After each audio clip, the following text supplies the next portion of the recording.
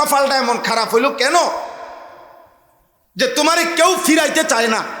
কেউ কেন বলে না যে রে আব্বা তুই না মুসলমানের ছেলে, তো তোরে যে কোনোদিন ফজরের নামাজে মসজিদে দেখলাম না, আরে তুই কেমনে রে মুসলমান? তোমারে যে কোনোদিন 5 ওয়াক্ত নামাজে দেখি না রে আব্বা। তোমাদের যার কপালে এরকম একটা বাক্য, একজন মুরব্বী, একজন অভিভাবক, একজন মা বাবার এমন জোটে নাই যার কপালে, কারণটা কি? আমার স্পষ্ট বুঝ এটা, আমি এটা বুঝি বাবা। কারণ হইল তুমি হইলা এই সমাজের আবর্জনা, তুমি হইলা এই সমাজের ময়লা। এই জন্য আবর্জনা কেউ ধরতে চায় না, আবর্জনা কেউ কাছে টানতে চায় না, আবর্জনা সবাই চায় ডাস্টবিনেই পড়ে থাক। এজন্য নেশাখোর তুই এই সমাজের আবর্জনা, মদখোর তুই এই সমাজের আবর্জনা, নারী এবং জিনার ব্যভিচার অসভ্যতার নোংরামির সাথে যারা জুড়ে আছো তুই এই সমাজের নাপাক ময়লা, তোকে ডাস্টবিনে ফেলে রাখছে এই সমাজ। এজন্য তোকে কেউ ডাকে না। আপন মা কেমনে ভুলে যায় না এত সন্তান, আপন বাবা কেমনে ভুলে যায়?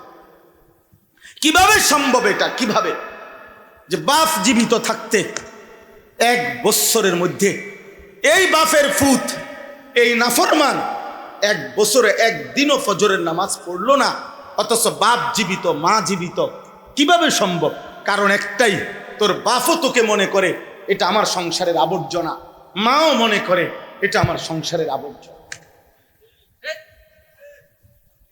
নাপাক এটা ময়লা, এটা দুর্গন্ধ। যতটা দ্রুত দিন গনে বাপ কোন দিন বাইতে বাইর করবে, বাইতে বাইরবে। একটা কামে লাগিয়ে যা, পিছা দিয়া ফির বাইর, ভাত খা, ঘুম যা, পেশাব পায়খানা কর। পাইলে বাপেরে কিছু দিস, না পাইলে তুই চল, বাদ দি।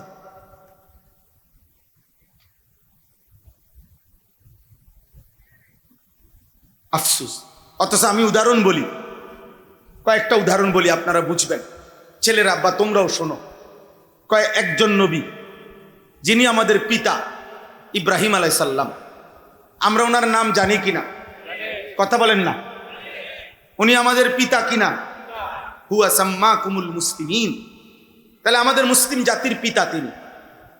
ইব্রাহিম আলাইহিস সালামের কয়েকটা উদাহরণ আমি বলি, আপনারা আন্দাজ করবেন, সবাই বুঝবেন, দেখবেন। 1 নাম্বার, ইব্রাহিম আলাইহিস সালামকে আল্লাহ তাআলা জীবনে বারবার পরীক্ষা নিছেন। ওয়া ইদিবতালা ইব্রাহিমা রাব্বুহু বিকালিমাতিন ফাআতাম্মাহুন্না। আল্লাহ তাআলা ইব্রাহিম আলাইহিস সালামকে বারবার ঈমানের পরীক্ষা নিছেন, আল্লাহর ভালোবাসার পরীক্ষা নিছেন।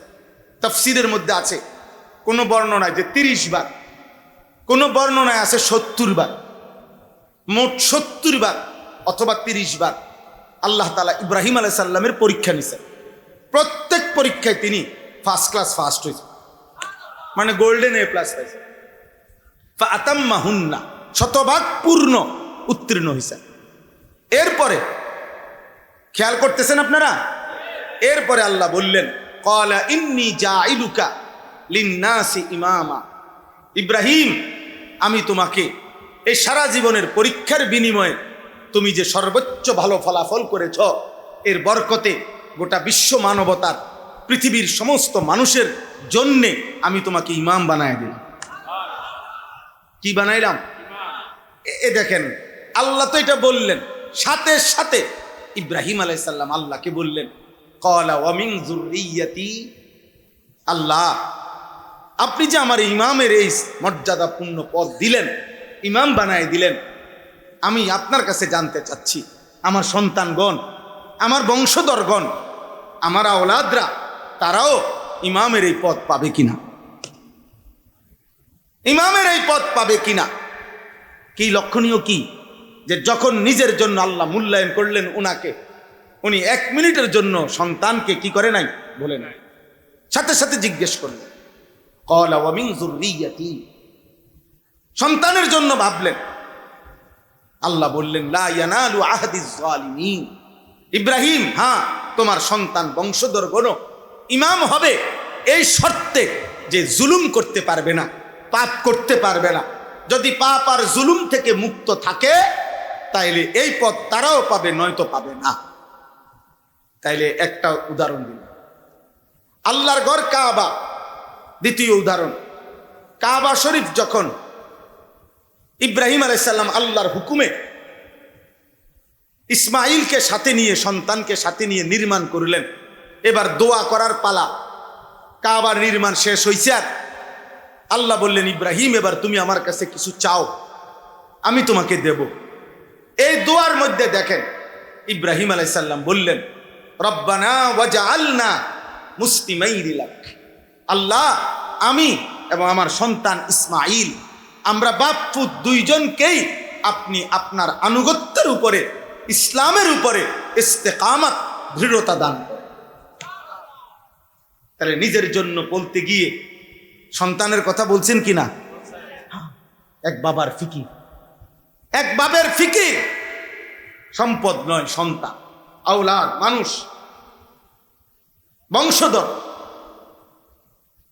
তৃতীয় উদাহরণ, ইব্রাহিম আলাইহিস সালাম দোয়া করলেন, হযরতে হাজেরা এবং ইসমাইলকে ইব্রাহিম আলাইহিস সালাম যখন আল্লাহর হুকুমে কাবা, আমি সংক্ষেপে বলতেছি, ঘটনা না বলিয়া বলতেছি শুধু, কাবা ঘরের পাশে যখন রেখে গেলেন আল্লাহর হুকুমে একাকী, চারিদিকে এক নজর তাকাইয়া দেখলেন যতটুকু নজর যায় কোথাও কোনো মানুষও নাই, পানিও নাই, একটা গাছও নাই, একটা বসতিও নাই, বেঁচে থাকার বাহ্যিক কোনো উপকরণ কিছুই নাই, কিছুই নাই, নাই দে নাই, কিচ্ছু নাই।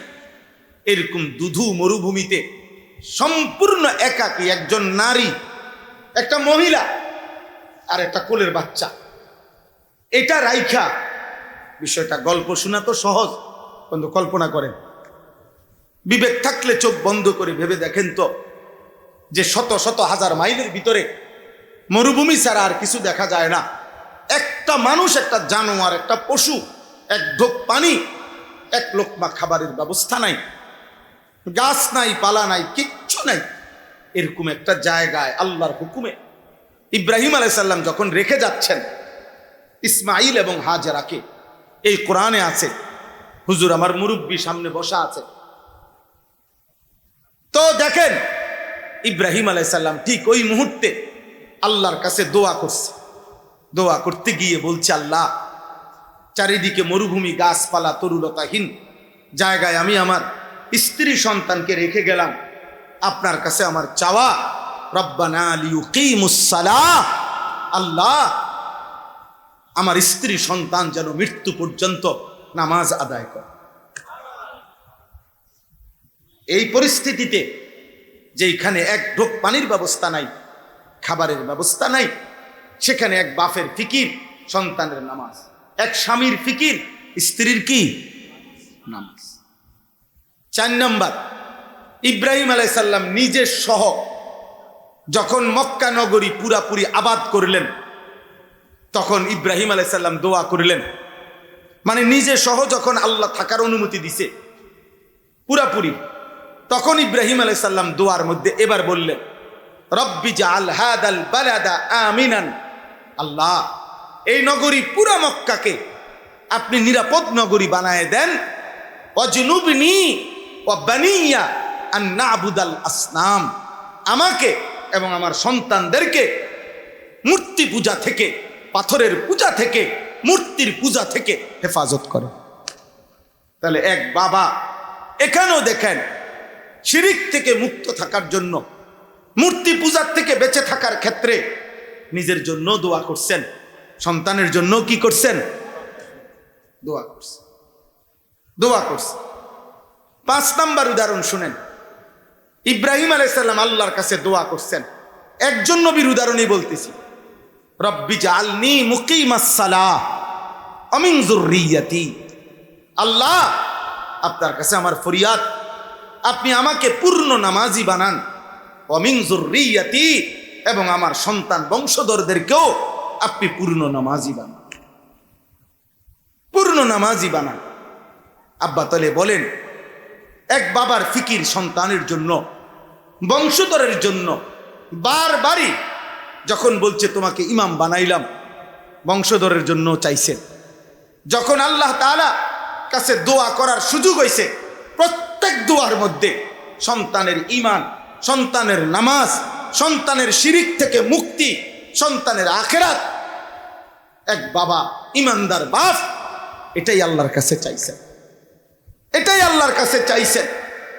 আজ আপনাদের কাছে আমার আফসোসের কথা এটাই, আজ আপনাদের লক্ষ লক্ষ বাবা তার সন্তানের ব্যাপারে একটাই ফিকির, হয় বিদেশ নয়তো দেশ, কোনো না কোনো মাধ্যমে যত দ্রুত সম্ভব উপার্জনের, মরার আগে আগে ওনার টার্গেট ছেলেটাকে টাকা পয়সার আয় রোজগারের একটা ব্যবস্থা যদি করে দিয়ে যেতে পারে, ওনার আর মরলে কোনো দুঃখ নাই। মেয়েটার ব্যাপারে ওনার একটাই টার্গেট, যত দ্রুত সম্ভব একটা টাকা পয়সা আছে এরকম একটা ছেলে চাইয়া মেয়েটারে বিয়ে দিয়ে যাইতে পারলে ওনার আর কোনো দুঃখ নাই মরার আগে আগে। তাইলে ওনার ফিকির, আহা বাপ, আপনার ফিকির যদি হয় ছেলের জন্য দুনিয়া, তো ছেলের ফিকির কেমনে হবে আখিরাত? আপনার নিজের ফিকির যদি হয় মেয়ের জন্য দুনিয়া, পয়সাওয়ালা জামাই, ছেলে পর্দা থাকুক বা না থাকুক, ছেলে নামাজ পড়ুক বা না পড়ুক, ফোলার বিল্ডিং আছে, তাহলে আপনার মেয়ে পর্দা করবে কেমনে? আপনার মেয়ে নিজের ইজ্জত, সতীত্ব, পর্দার হেফাজত করবে কেমনে? বলে আপনি কি চাইছিলেন? আপনি তো আখিরাত চান নাই, আপনি তো আল্লাহর কাছে বলেন নাই, আখিরাতের কোনো প্রস্তুতি তো নেন নাই আপনি। আমি আপনাদের কাছে দেরি করব না, অনেক রাত হয়েছে, আমি খুব দ্রুতই শেষ করে দিচ্ছি। আমি মনে করাই দিলাম, ইব্রাহিম আলাইহিস সালামকে আল্লাহ তাআলা 5টা বলছি উদাহরণ, মোট 7টা উদাহরণ দোয়া ওনার। 6 নম্বর উদাহরণ হইল আল্লাহ তাআলা বলছে, ইজ ক্বালা লাহু রব্বুহু আসলিম ক্বালা আসলামতু লিরাব্বিল আলামিন। প্রত্যেকবারে ইব্রাহিম আলাইহিস সালামকে আল্লাহ বলছে, ইব্রাহিম তুমি আমার আনুগত্য করো, ইসলাম আনো, মানে ইসলাম মানো, মানে আমি আল্লাহর আনুগত্য করো। ইব্রাহিম আলাইহিস সালাম প্রত্যেকবারে বললেন, যদি 30 বার হয় পরীক্ষা তো 30 বার, যদি 70 বার পরীক্ষা হয়, ওই বেটা মোবাইল উঠায় ওরা, সাবধান। আব্বা আমার এটা, আমারই মনে করো বদ অভ্যাস, আমি এটা, ওই বেটা বুট খাইতেছে আমি কিছু বলি নাই, কিন্তু তুমি মোবাইলে আলগি দিছো আমি বলছি। তুমি জিজ্ঞাসা করো, ওই ভাই অনেকক্ষণ ধরে বুট খায় আমি দেখছি, কিন্তু ওইটা আমি কিছু বলি নাই, কিন্তু মোবাইল আলগি দাও আমি মানতে পারি না। আমার কতলা একজন শুনবে দরকার হইল, কিন্তু গাফেল মানুষ আমি তারে বলবো না। কথা বোঝেন নাই আমার? বলুক বাইরে কথা বলুক, চিন্তা করুন, আহা সবাই শুনবে এটা জরুরি না, আমার নজরের মানুষ আমার কাছে আমানত। কথা বোঝেন নাই আপনারা? মানে চোখের সামনে আমার যে কয়েকজন শ্রোতা, এরাই আমার আল্লাহর পক্ষ থেকে আমার কাছে আমানত। আপনাদের সময়ের হেফাজত করা, আপনাদেরকে কিছু বলা, এটা আমার জিম্মাদারি, কিন্তু বাইরে যে তারে আমার জিম্মাদারি না। কথা বুঝেন নাই এখন? এই জন্য আমি বাহিরে চিল্লা খেতে চিল্লা নাচ হোক। এই দিন আমি গত বৃহস্পতিবার, বিশ্বাস করেন আপনাদের সত্য কথা বলি, ঢাকা যাত্রাবাড়িতে একটা মাদ্রাসা, 7 তলা ভবন আর কি, একটা মার্কেট বিল্ডিংয়ের 6 তলা এবং 7 তলা, এই 2 তলা হলো মাদ্রাসা, 2 তলা এবং 3 তলা হইল কমিউনিটি সেন্টার। ওই দিন আমি এই গত বৃহস্পতিবারে রাত্রে এই 7 তলায় ওলামায়ে কেরামের সাথে দ্বীনি মুজাকারা, কথাবার্তা বলতেছিলাম রাত্রে, প্রায় 12:30 থেকে 2টা পর্যন্ত, রাত 2টা, এই 2 ঘন্টার কাছাকাছি হবে, 12টা 2টা পর্যন্ত। এই 2 ঘন্টায় আমরা এখানে কথা বলছি, দ্বীনি আলোচনা করছি, ওই 2 তলা এবং 3 তলায় কমিউনিটি সেন্টারে। এই পুরাটা টাইম ফুল সাউন্ডে ডেকসেট বাঁধছে এবং নর্তকী নাচছে, কারে কসম খোদা। আমি মৌলানা সাহেবরে বলছি, মৌলানা 1 সেকেন্ডের জন্য আপনি টেনশন করেন না, এটাই দুনিয়া, এই আলো অন্ধকার মিলে দুনিয়া, এর জন্য এটা দুনিয়া। এখানে আলো আছে, অন্ধকার আছে, এখানে রোদ আছে, বৃষ্টি আছে, এখানে রাত হয়, দিন হয়, এখানে সূর্য ওঠে, চাঁদ ওঠে, এখানে সৎ থাকে অসৎ থাকে, এখানে চরিত্রবান আছে চরিত্রহীন আছে। এই একই ঢাকা, একই বিল্ডিং এর অসংখ্য ঢাকা শহরে বিল্ডিং আছে, কোন বিল্ডিং এর মধ্যে একই বিল্ডিং এ কোথাও হয়তো নাচ গান হইতেছে কোন তালায়, আবার কোন তালায় তালেব ইলম আল্লাহর কোরআনের হিফজ করতেছে। এই আসমানের ফয়সালা, কোনো সমস্যা নাই আব্বা। সবাই শুনতে হবে জরুরি না, সবাই চিৎকার দিতে হবে, স্লোগান দিতে হবে জরুরি না। এটা কোনো নির্বাচনের প্রার্থী না, এটা কোনো জনসমর্থন যাচাই করা না, জনসমর্থন যাচাই করা না। আল্লাহর জন্য বলা, আল্লাহর জন্য বলা, আল্লাহর জন্য বলা। তো বলতেছিলাম ইব্রাহিম আলাইহিস সালামকে আল্লাহ বললেন, ইব্রাহিম আসলিম, তুমি আমার আনুগত্য করো। যদি 30 বার বলে থাকে 30 বারই বলছে, যদি 70 বার পরীক্ষা নেয় তো 70 বারই ইব্রাহিম বলছে আসলাম তু, বিনা প্রশ্নে আমি আপনার আনুগত্য করলাম। আসলিম মানে হইল ইসলাম, মূলত বলা হয় শর্তহীন, যুক্তিহীন, তর্কহীন আল্লাহর কথা রসুলের কথা নিশ্চিন্তে মেনে নেওয়া, এটারে মূলত বলে ইসলাম। এশকাল করলে, আপত্তি করলে আর ইসলাম হয় না। আর কি হয় না? এই জন্য কোরআনুল কারীমের মধ্যে আল্লাহ বলছে, দেখো মিনার প্রান্তরে ইব্রাহিম প্রশ্নহীন সন্তানকে জবাই করতে রেডি, ইসমাইল প্রশ্ন ছাড়া নিজে জবাই হইতে রেডি। একজন জবাই করতে প্রস্তুত, আরেকজন জবাই হতে প্রস্তুত। এই প্রেক্ষাপটটাকে, ওই মুহূর্তটাকে আল্লাহ কোরআনে বলছে ফালাম্মা আসলামা, যখন বাপ পুত আমার আনুগত্য করলো। তাহলে বোঝা গেল ইসলাম তখন হয় শর্তহীন, প্রশ্নহীন, যখন আনুগত্য হয়। ইসমাইল সেদিন যেই আনুগত্য দেখাইছে ওই সময় হয় ইসলাম। ইব্রাহিম যেই আনুগত্য দেখাইছে কোরবানির মুহূর্তে, ওইটাই ইসলাম। ওই পর্যন্ত পৌঁছা পর্যন্ত আমিও মেহনত করা দরকার, আপনিও মেহনত করা দরকার। মেহনত করা, যে আমার মালিকের ফয়সালার সামনে আমার কোনো কথা নাই, আমার কোনো কথা নাই, আমার কোনো কথা। হযরত আয়েশা রাদিয়াল্লাহু তাআলা আনহাকে এক মহিলা জিজ্ঞেস করছে নবীজির জামানায়, যে আম্মা জান, আমরা মহিলাদের যখন মাসিক ঋতুস্রাব হয়, তো রমজান মাসে যদি হয় রোজাও ছেড়ে দিতে হয়, নামাজও ছেড়ে দিতে হয়, কিন্তু রোজা পুনরায় কাজা করতে হয়, নামাজ কোনো সময় কাজা করতে হয় না। এমন কেন?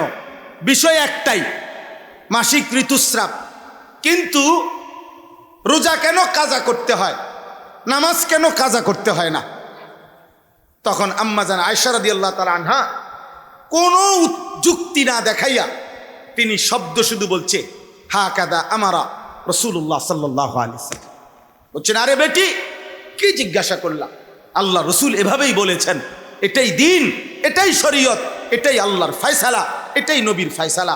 এখানে তোমার যুক্তি তালাশ করা, প্রশ্ন উত্থাপন করার কোনো দরকার নেই। এটা দিন, এটা ইসলাম। তো আমার বলার উদ্দেশ্য হলো, ইব্রাহিম আলাইহিস সালাম যখন বললেন আসলামতু, আল্লাহ আমি আপনার নিঃশর্ত আনুগত্য করলাম, তো এরপরেই পরীক্ষা শেষ, আনুগত্যের পরীক্ষায় উত্তীর্ণ, ইসলামের পরীক্ষায়, প্রতিবারের পরীক্ষায়। তো এরপরের আয়াতি হলো ওয়াসা বিহা ইব্রাহিমু বানিহি ওয়া ইয়াকুব। আল্লাহ বলেন, আমার ইব্রাহিম এবং আমার ইব্রাহিমের পরবর্তী বংশধর ইয়াকুব, তারা উভয়ই তাদের সন্তানদেরকেও এই একই ওসিয়ত মৃত্যুর পূর্বে করে গেলেন, ইয়া বানিয়া ইন্নাল্লাহ আস্তাফা লাকুমুদ্দিন, আল্লাহর পক্ষ থেকে মনোনীত দিন আল্লাহ তোমাদের জন্য নির্বাচিত করেছেন। হে আমার সন্তানগণ, ফালা তামুতুন্না ইল্লা ওয়া আনতুম মুসলিমুন, তোমরাও মৃত্যু পর্যন্ত আল্লাহর আনুগত্য চূড়ান্ত করা ছাড়া মৃত্যুবরণ করো না, কবরে যাইও না।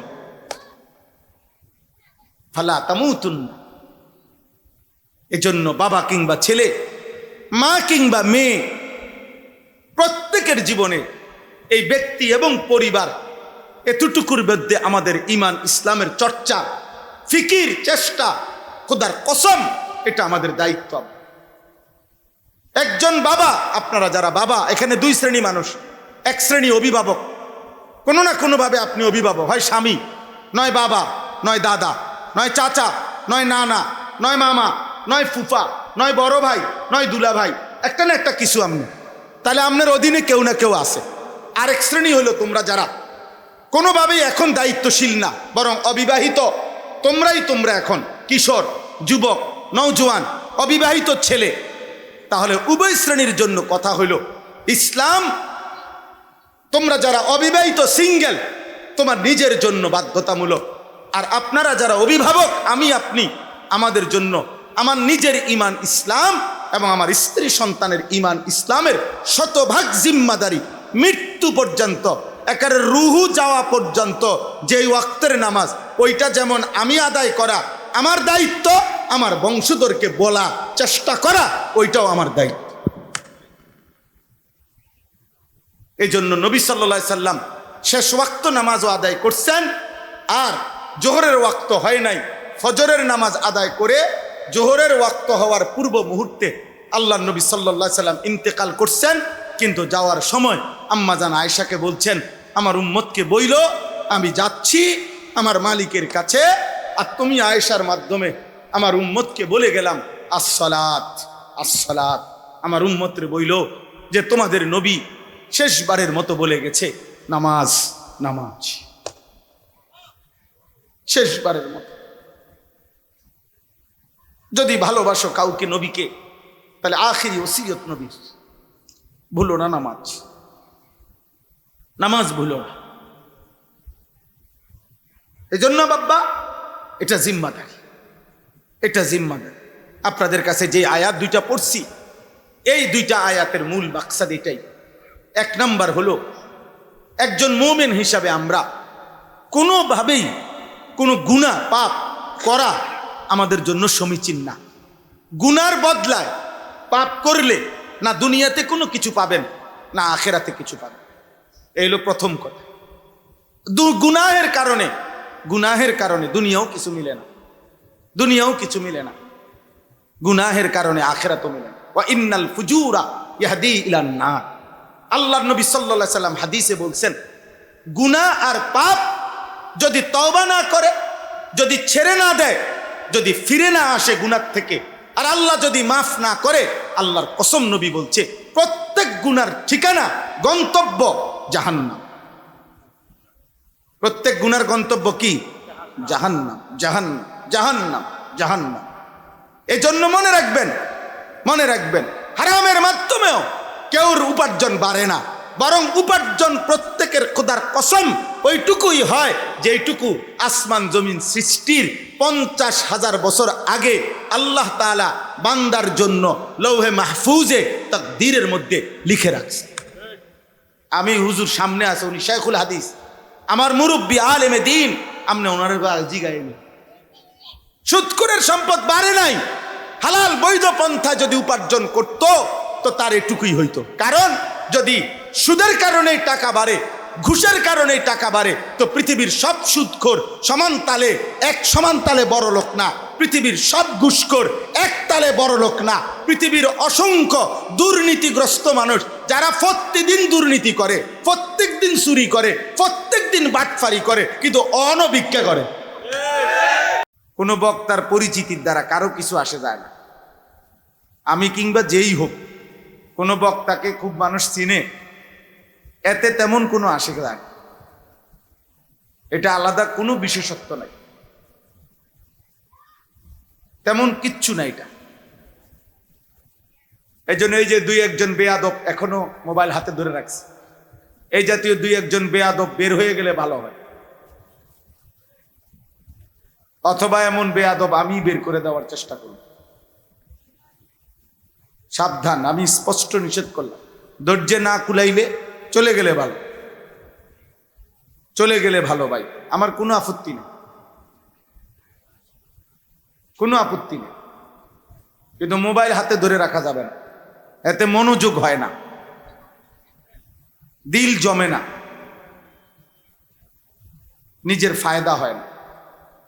তোমরা যারা দাঁড়িয়ে আছো নওজোয়ান, এইদিকে এখনো অনেক জায়গা আছে, তোমরা এইদিকে এসে বসো। আসো ভাই, ভিতরে আসো। এই যে ছেলে ছেলেরা এদিকে যাও বাবা। যদি মনে করো 10 মিনিট পরে চলে যাবে, আমার কোনো আপত্তি নেই। 1 মিনিট পরেও যদি চলে যাও, আমার কোনো আপত্তি নেই, অসুবিধা নেই, আমি অনুমতি দিলাম।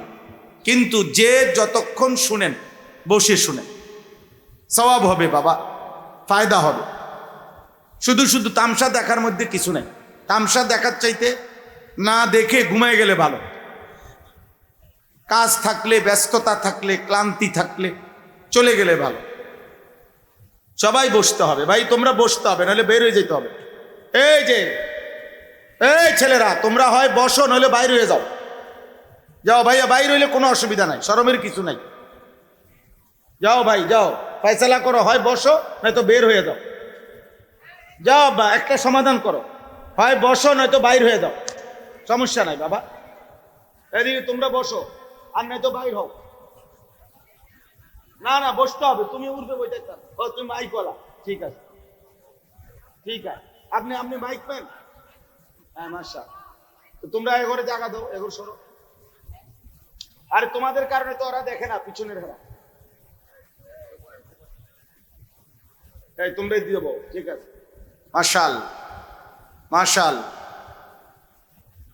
তোমরা বসো ভাই, তোমরা বসো, জায়গা হচ্ছে না ভাইয়া। তোলে একটু আগায় দেন, ওই বেচারা একজন মানুষ বইতে আসতেছে না।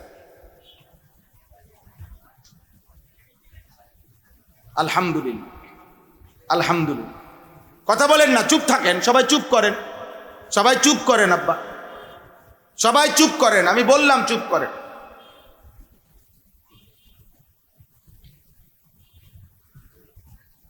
যেই বলুক, একেবারে আপনার মহল্লার হুজুরে বলুক আর যিনি বলুক, বয়স্ক মুরব্বী, জওয়ান হুজুর, জনপ্রিয়, অপরিচিত, এটা কোনো কথা না।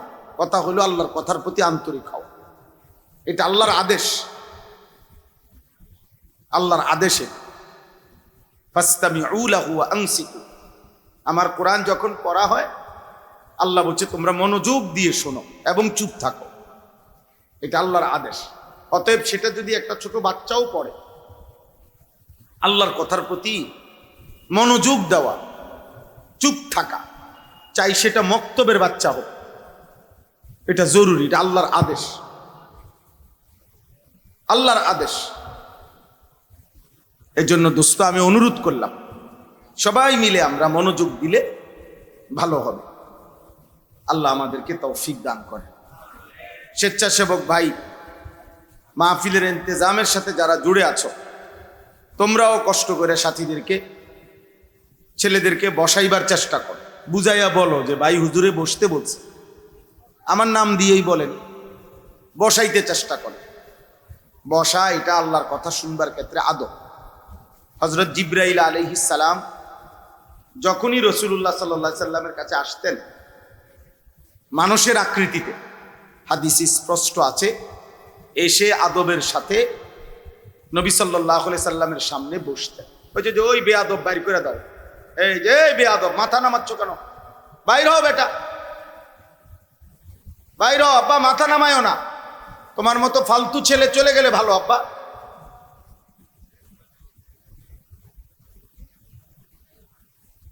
হ্যাঁ, তো এই জন্য বললাম যে জিবরাইল আলাইহিস সালাম এসে বসতেন মানুষের আকৃতিতে। যখন আসতেন নবী সাল্লাল্লাহু আলাইহি ওয়াসাল্লামের সামনে বসতেন, বসে শুনতেন, বসে বলতেন। এটা আদব আল্লাহর কথা শুনবার ক্ষেত্রে। জুতা খুলে আদবের সাথে বসা বহুত জরুরি। কোরআন সুন্নাহর ইলমের সাথে আদব জরুরি, একেবারেই বাধ্যতামূলক জরুরি। হাদিসের মধ্যে আছে, আল্লামানি রব্বি ফা আহসানা তালিমি ওয়া আদ্দাবানি রব্বি ফা আহসানা তা'দীবি। নবীজি বলেন সাল্লাল্লাহু আলাইহি ওয়াসাল্লাম, আল্লাহ তাআলা আমাকে নিজে, আল্লাহ সর্বোত্তম ইলম শিখিয়েছেন এবং আল্লাহই আমাকে সর্বোত্তম আদব শিখিয়েছেন। তাহলে আল্লাহ নবী সাল্লাল্লাহু আলাইহি সাল্লামকে ইলমও শিখাইছেন, আবার আল্লাহ নবী সাল্লাল্লাহু আলাইহি সাল্লামকে আদবও শিখাইছেন, উভয়টাই শিখাইছেন। এই জন্য এটা জরুরি আমাদের জন্য।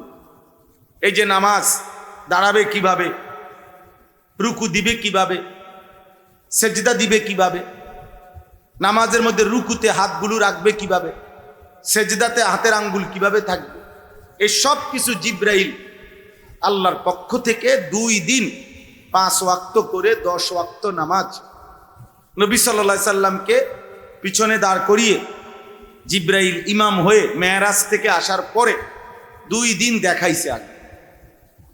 এরপরে নবীজি সাল্লাল্লাহু আলাইহি সাল্লামকে বলছেন যে এখন থেকে আমি আপনাকে যেভাবে দেখাইলাম এভাবেই আপনি আপনার উম্মতের ইমানদারদেরকে নিয়ে নামাজ আদায় করুন। নবী সাল্লাল্লাহু আলাইহি সাল্লাম এরপরে মিম্বরে দাঁড়াইয়া 2 দিন পরে তিনি এবার সাহাবাদেরকে দেখাইছেন, সাহাবাদের দিকে ফিরে। এরপরে তিনি বলছেন, এবার তোমরা আমাকে যেভাবে দেখছো, সাল্লু কামা রাআইতুমুনি উসাল্লি, এবার তোমরাও এভাবে নামাজ পড়ো। এজন্য দাঁড়ানো, উপর হওয়া, হাতের আঙ্গুল, পায়ের আঙ্গুল, চোখের নজর, দৃষ্টি, সব কিছু ইসলামে নিয়ন্ত্রিত। ইসলামে নিয়ন্ত্রিত। বাহ্যিক অঙ্গ প্রত্যঙ্গের ব্যাপারেও ইসলামে সুনির্দিষ্ট দিক নির্দেশনা আছে, আভ্যন্তরীণ বিষয়েও ইসলামে সুনির্দিষ্ট দিক নির্দেশনা আছে। 1 গ্লাস পানি পান করতে নবী সাল্লাল্লাহু আলাইহি সাল্লাম পানির পাত্রে নিঃশ্বাস ফেলতেন না, আবার কমপক্ষে 3 ঢোকে মানে 3 নিঃশ্বাসে পানি পান করতেন। তাহলে নিঃশ্বাস কোথায় ফেলেন এটার মধ্যে নবীর সুন্নাত, কয়বার ফেলছেন নিঃশ্বাস এটাও নবীর সুন্নাত। তাহলে ইসলাম আমাদের নবী সাল্লাল্লাহু আলাইহি সাল্লাম উম্মতের নিঃশ্বাসটা পর্যন্ত ঠিক করে দিয়েছে। কোথায় বাম পাও আগে, কোথাও ডান পাও আগে, হিসাব করে বুঝাই দিছেন কিনা বলেন। তাইলে রুকুতে আঙ্গুল রাখতে হয় ছড়াইয়া, সেজদাতে আঙ্গুল রাখতে হয় মিলাইয়া। এটার কি আছে, একভাবে রাখলেই তো হইল না, এটাই আল্লাহর হুকুম, নিয়ন্ত্রণ করে দিছে। তাইলে সব কিছু ইসলামের মধ্যে আব্বা নিয়ন্ত্রিত। নিয়ন্ত্রিত। ইসলাম সুন্দর, ইসলাম পবিত্র, ইসলাম সুশৃঙ্খল, ইসলাম চমৎকার।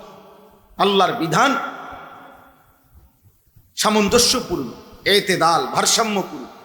শরীর, স্বাস্থ্য, মন, মেজাজ, পরিবেশ, পরিস্থিতি, পারিপার্শ্বিকতা, প্রেক্ষাপট, অবস্থা, যুগ চাহিদা, সামাজিক বিষয়, সব কিছুতে ইসলামের যাবতীয় বিধান সামঞ্জস্যপূর্ণ, ইনসাফপূর্ণ, ভারসাম্যপূর্ণ।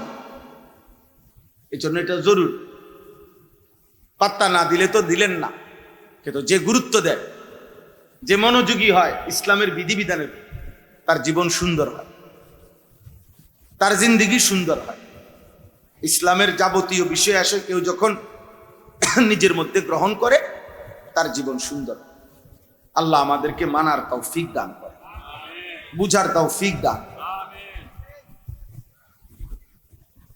আলহামদুলিল্লাহ, আলহামদুলিল্লাহ নাহমাদুহু ওয়া নাস্তাঈনুহু ওয়া নাস্তাগফিরুহু ওয়া নু'মিনু বিহি ওয়া নাতাওয়াক্কালু আলাইহি ওয়া নাউযু বিল্লাহি মিন শুরুরি আনফুসিনা ওয়া মিন সাইয়্যাতি আ'মালিনা। মান ইয়াহদিহিল্লাহু ফালা মুদিল্লা লাহু ওয়া মান ইউদ্লিলহু ফালা হাদিয়া লাহু। ওয়া নাশহাদু আল্লা ইলাহা ইল্লাল্লাহু ওয়াহদাহু লা শারীকা লাহু। ওয়া নাশহাদু আন্না সাইয়্যিদানা ওয়া হাবিবানা ওয়া মাওলানা মুহাম্মাদান আবদুহু ওয়া রাসূলুহু। আম্মা বা'দ, ফাআউযু বিল্লাহি মিনাশ শাইতানির রাজীম। বিসমিল্লাহির রহমানির রহিম। মান কানা ইউরিদুল হায়াতাদ দুনিয়া ওয়াজিনাতাহা নুওয়াফি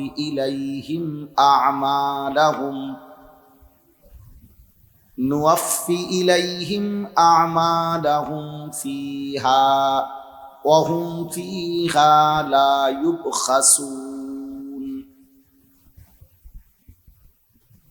উলাইকা আল্লাযীনা লাইসা লাহুম ফিল আখিরাতি ইল্লান নার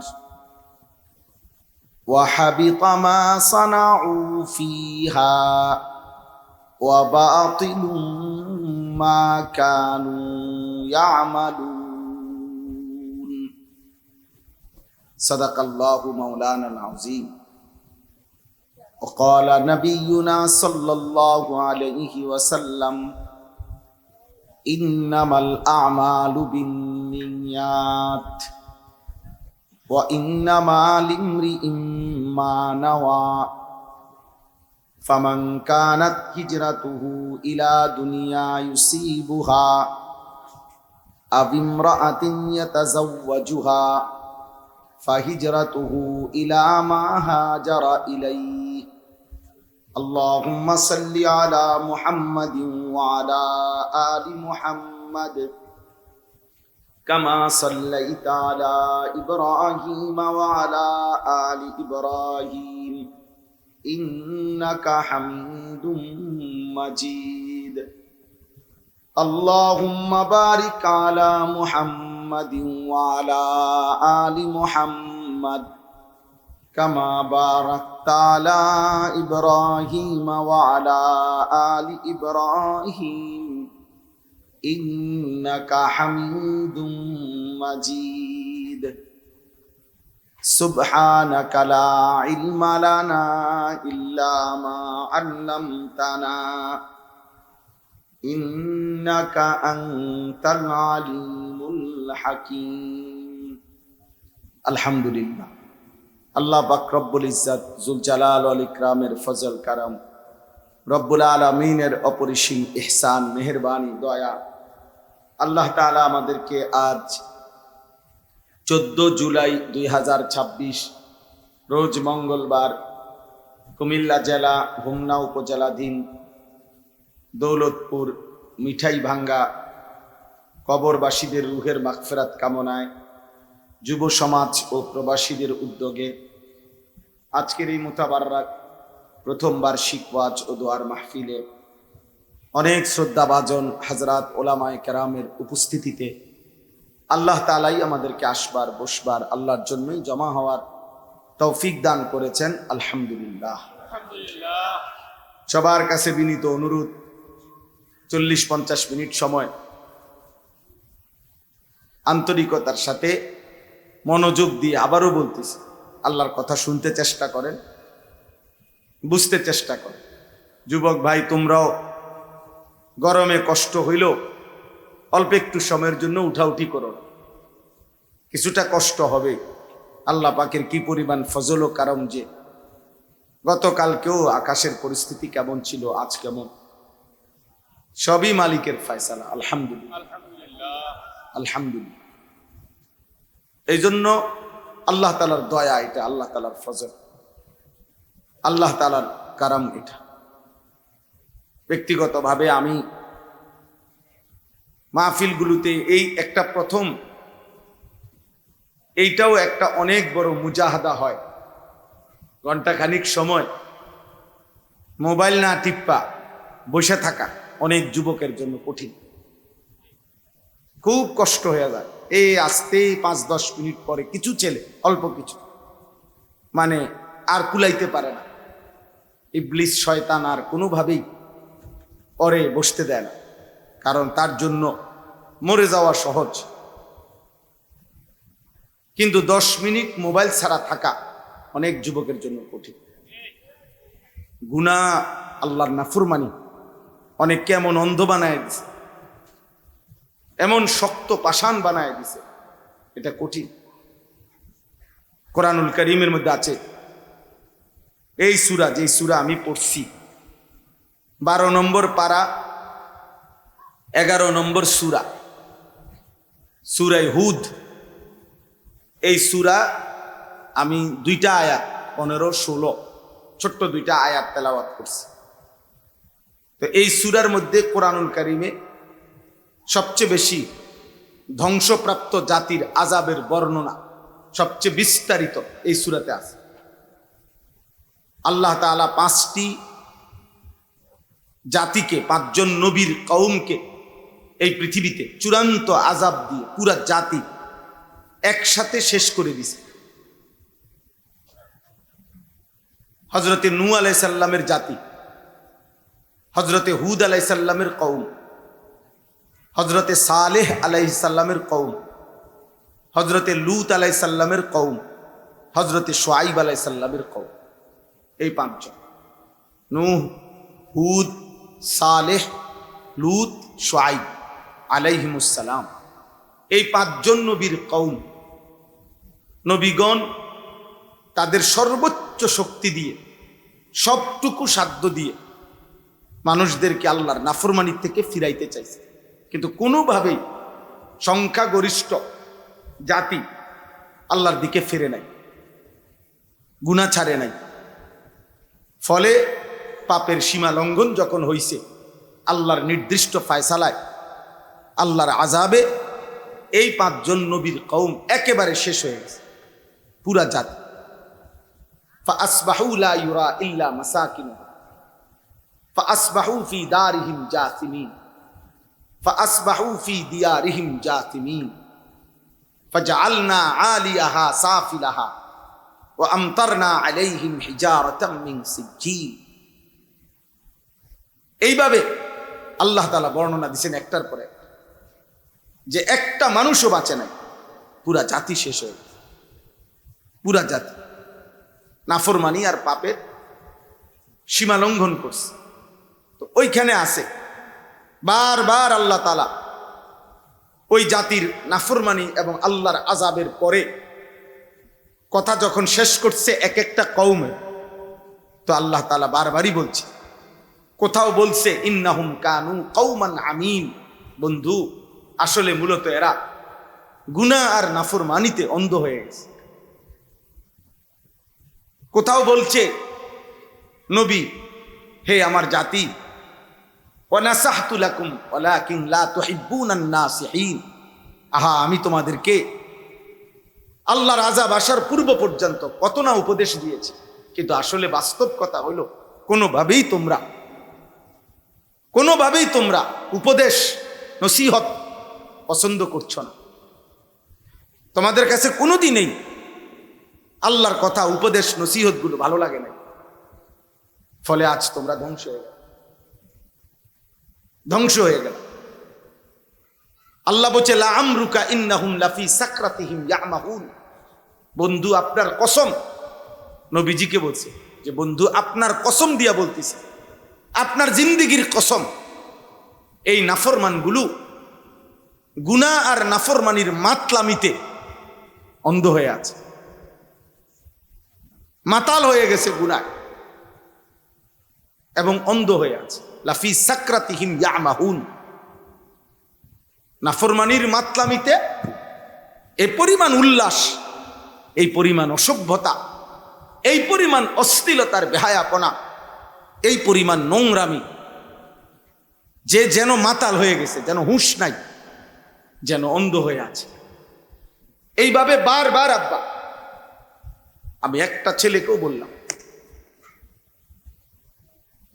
এমন যেন দুর্ভাগ্য না হয় রে আব্বা, 1 বছরেও কোনো দিন, আমি প্রত্যেক দিন এটা একবার হলেও বলি, আমার এ কথা 365 দিনে আল্লাহর একটি বছরে একদিনও ফজরের নামাজ একদিনও পড়তে পারলা না, এমন দুর্ভাগা, এমন বদনসিব, এমন হাইওয়ান, এমন জানোয়ার কেমনে হইল?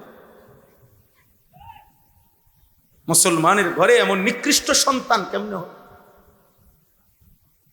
এমন নিকৃষ্ট জানোয়ার হইলে কেমন? 365 দিনে একদিনও, এক বছরে কপালে একটা সেজদা জোটে নাই ফজরের। ছি ছি ছি।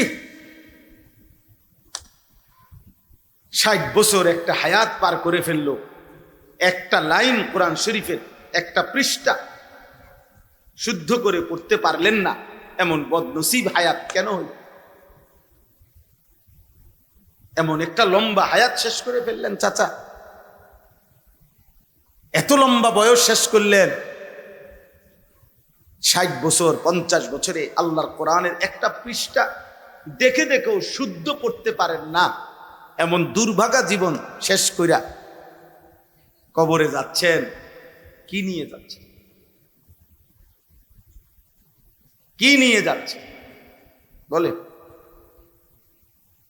এই জন্য বললাম, আল্লাহ তাআলা বলছেন, নবীগণ বলছেন, আহা হে আমার জাতি, কোনোভাবেই তোমাদেরকে নসিহত পছন্দ করাইতে পারলাম না। ওয়ালাকিন লা তুহিব্বুনান নাসিহিন। উপদেশ দাতাদেরকে তোমরা কোনোভাবেই ভালোবাসলা না, পছন্দ করলা না, যে তোমাদেরকে জাহান্নাম থেকে ফিরাইতে চায়, আল্লাহর দিকে ফিরাইতে চায়, কোনোভাবেই তার কথা পাত্তা দিলা না। এই জন্য দোস্ত, বাবা, ভাই আমার, বন্ধু আমার, এটা জরুরি বিষয়। কলিজা যেন এমন না হয়, হৃদয় যেন এমন শক্ত পাষাণ পাথর না হয় যে কোনোভাবেই দিল নড়ে না,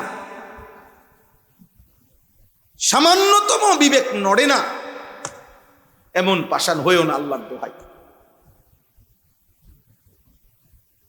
এই পরিমাণ গুনাহ কইরো না যে দিল আর কোনো দিন তোমার আখিরাত মনে করায় না,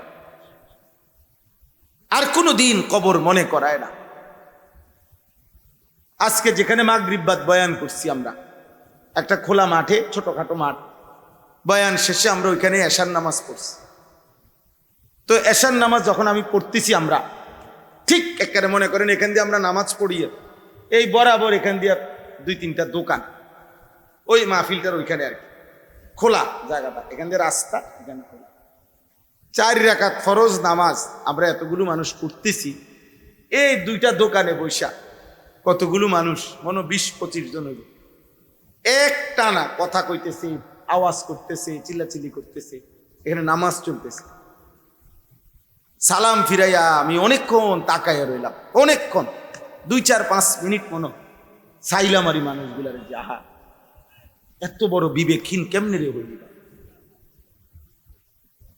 মানে কি পরিমাণ বেহায়া হইলে, কি পরিমাণ নিকৃষ্ট হাইওয়ান হইলে চোখের সামনে জামাত চলতেছে বলে কদ্দুর আওয়াজটা বন্ধ করি, এদ্দুর বিবেক হলো।